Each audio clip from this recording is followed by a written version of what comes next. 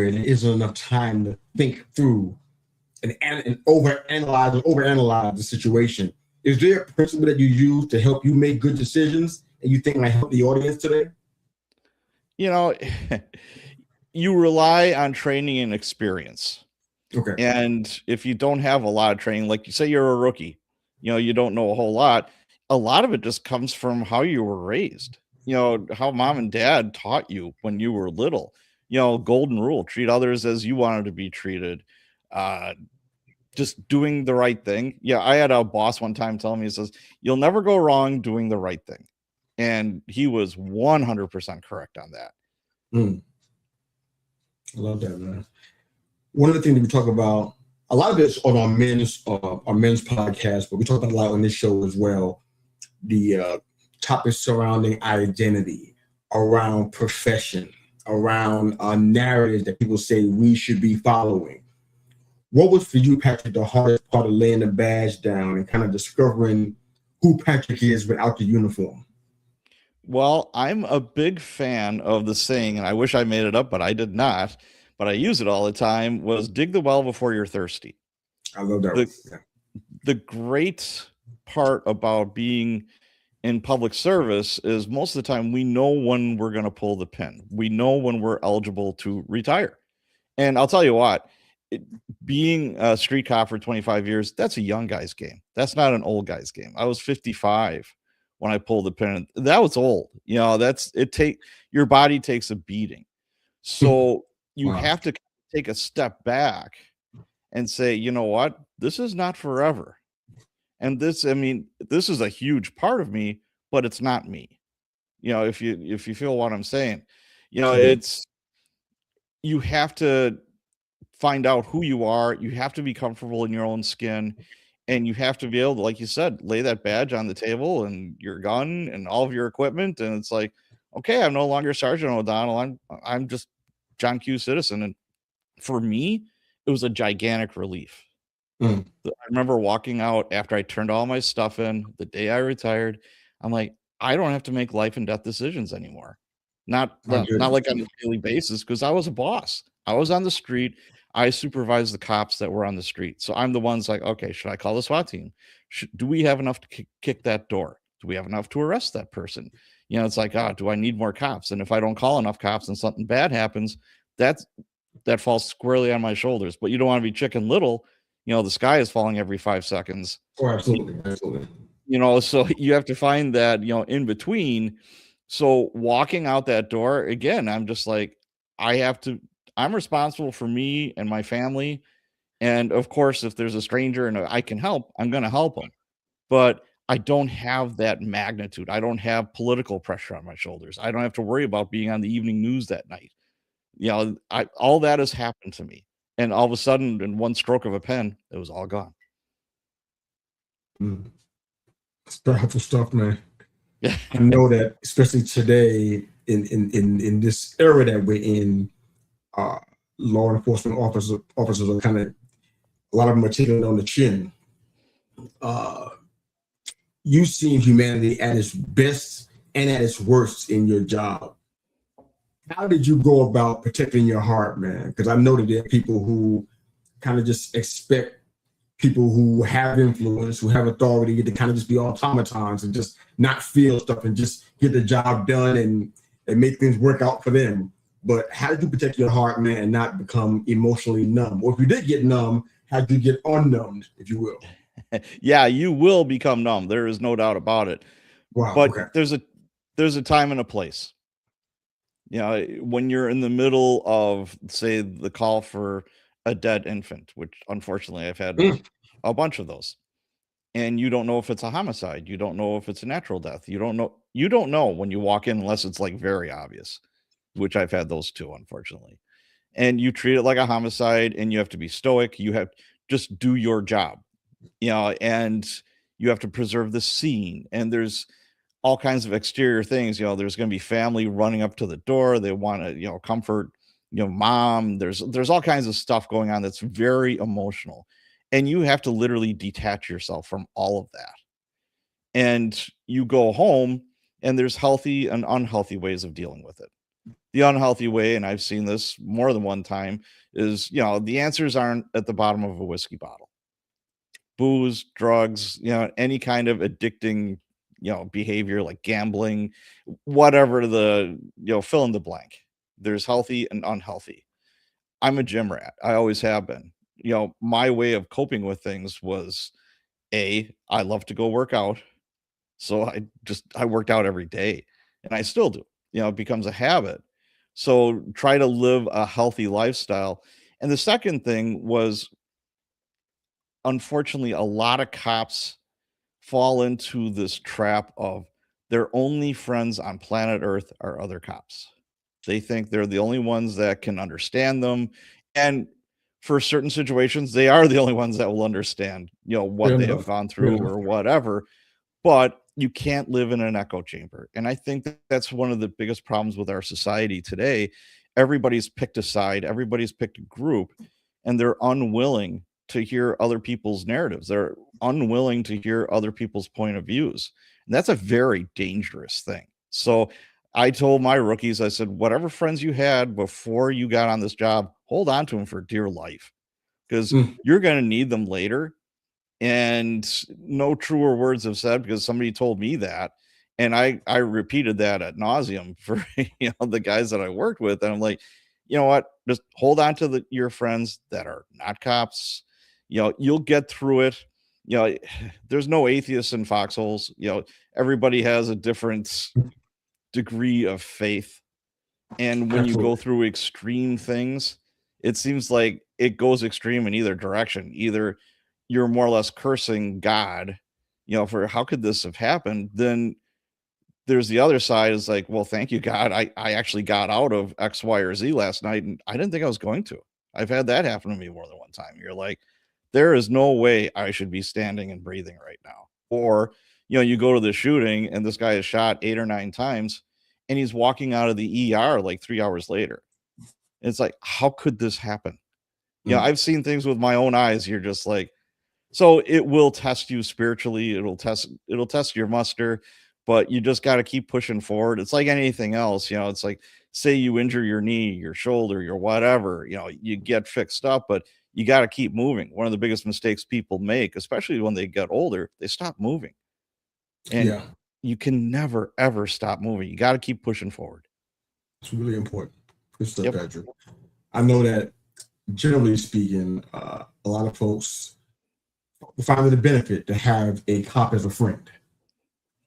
When you're in a situation where you see all this going on with law enforcement throughout the country, I'm pretty sure that somebody who's your friend wants to get your take on it, wants to know if you have inside information or an insight into that situation. How do you deal with that? With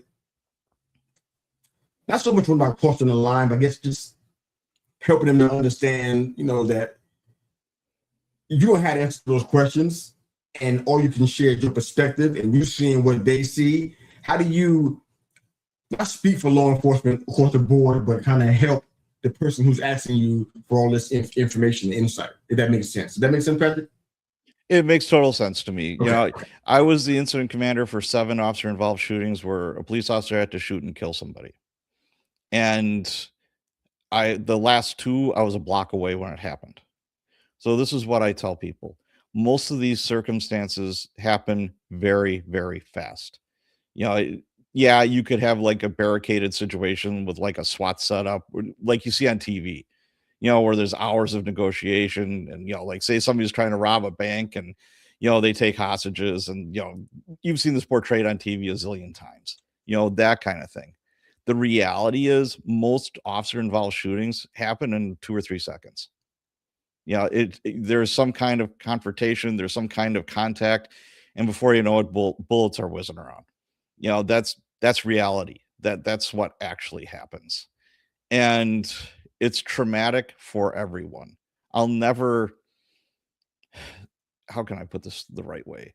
You know, I'll never lessen, no matter what kind of criminal history the person that the officer had to shoot or kill or whatever, their life. They have made, maybe they made some really poor choices.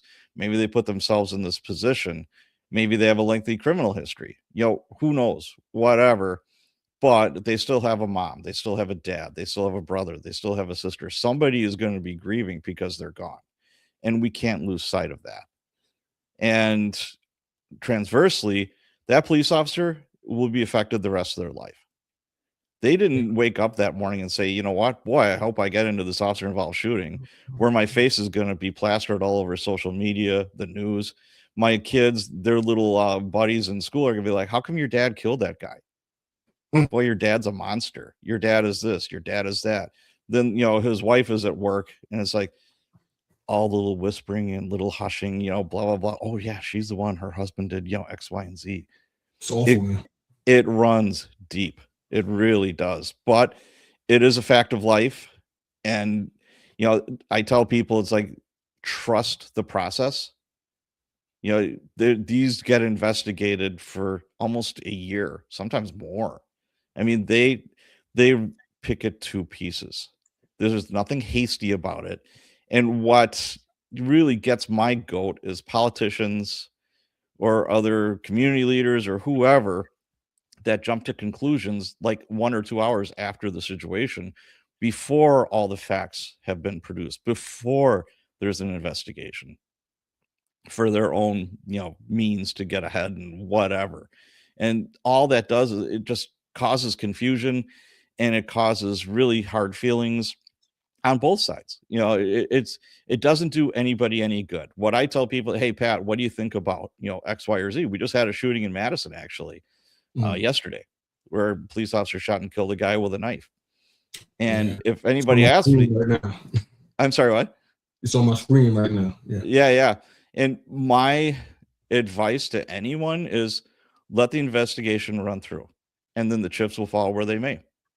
It's really that simple. I mean, yes, it's very emotional. Unfortunately, the cops didn't have body cameras. I don't know why. As liberal as that town is, I lived there for 6 years. I would think that they would.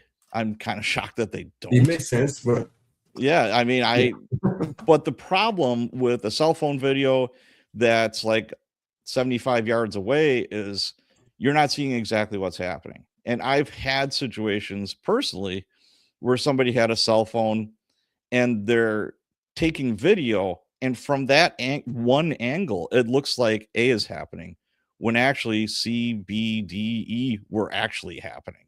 Camera angles can be very deceiving. And again, know all the facts before you start condemning or agreeing with whoever. I'm going to be neutral until, the investigation's done. It's like, okay, let that investigation play out. Then we'll go from there. Okay. Makes sense, man. That makes sense. That's fair. Last 2 questions, and then we'll go ahead and close the broadcast out. So you're doing something that I talk to a lot of people about on this show specifically, where you've had a long time career. Your identity was wrapped up in the thing that you did, whatever that was. And now you transitioned into something different. In your case, it's entrepreneurship and being a best-selling author. What kind of advice do you give to the listener today who's watching live or on replay, who's starting an entirely, completely new chapter, and perhaps has some feelings and concerns and reservations? What would you say to them, Pat? Well, the ideal way to do it, I think, is, again, dig that well before you're thirsty. You may not like being a writer. You may not like being a podcaster. I mean, you know what it's like. It's a lot of work. You betcha.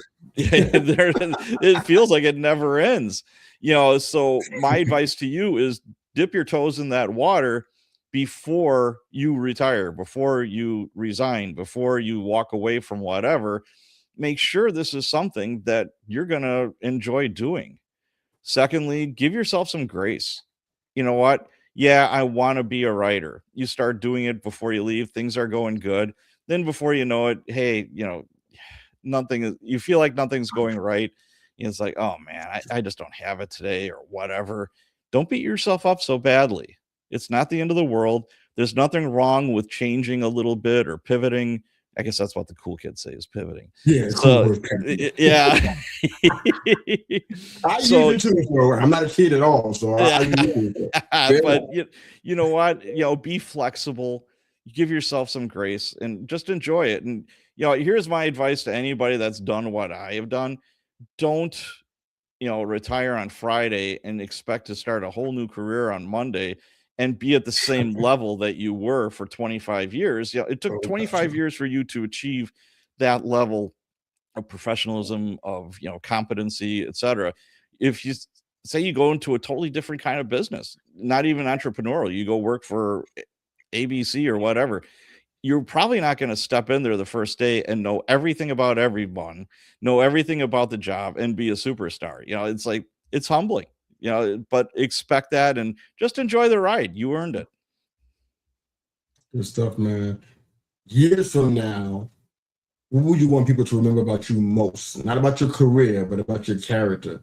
What do you want them to remember most? My character. Sometimes I am called a character. Yeah. I like to think I have a sense of humor, and I like to think of that guy was of service. There's no greater thing in life than to be of service to others. I know that sounds corny, but the rewards are immense. If you are of service to others, either you're a cop, you're a firefighter, you're a nurse, you're a doctor, or whatever, and you don't even have to be a first responder. I interviewed Jack Carr on my podcast, and I asked him, I said, if you had a billboard, what would you put on there that millions of people could see? And he said, never miss an opportunity to make somebody's day. And I'm like, man, if I could be remembered for that, that'd be awesome. That's a good one. I like it, man. Thanks for being a part of this conversation, for sharing your story, man. Profound insights from the other side of law enforcement. Thank you for sharing your story, man. Appreciate it so much. Thanks for having me on. It was a pleasure. If this episode and Patrick's story resonates with you, of course, don't let the conversation stop here. Continue to follow his journey. You can connect with him at hobsonwriters.com. The link to the website is in the show notes, also in the comments section where you can find it. If you're listening and not watching, you can find it there very easily, hobsonwriters.com. Along with that, please keep following They Call Me Mr. You, the podcast, and for more conversations just like this one. Thanks again for being a part of the conversation. It's been great. Patrick, thank you again, sir, for being a part of this. And we'll see you guys on the other side. Have a